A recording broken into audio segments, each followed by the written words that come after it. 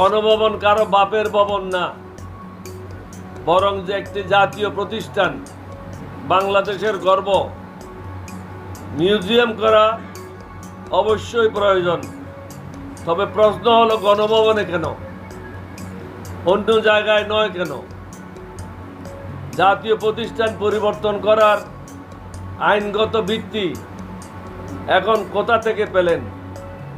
1971 সালে স্বাধীনতা যুদ্ধের উপর অন্য কিছুই অধিকতর গুরুত্ব পেতে পারে না।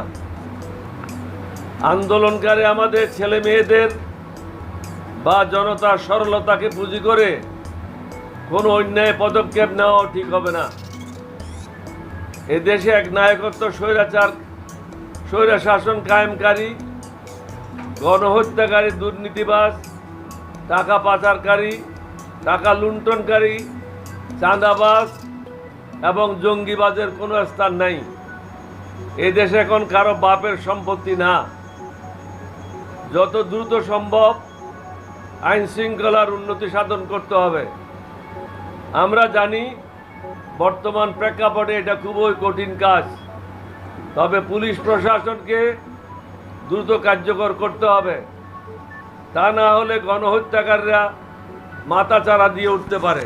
আমাদের সামনে অনেকগুলি চ্যালেঞ্জ, সমস্যার অন্ত নাই।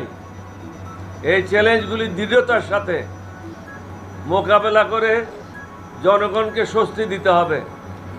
তা না হলে আমাদেরকে আরো কঠিন মূল্য দিতে হতে পারে। নিত্যপণ্যের মূল্য সাধারণ মানুষের ক্রয় ক্ষমতার মধ্যে নিয়ে আসতে হবে।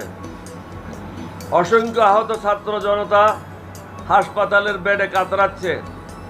এরই মধ্যে বন্যায় কয়েকটি জেলা ব্যাপকভাবে ক্ষতিগ্রস্ত হয়েছে। এছাড়াও বারবার মাটির দেশ হিসেবে আমরা উজনের দেশের বৈরিতার শিকার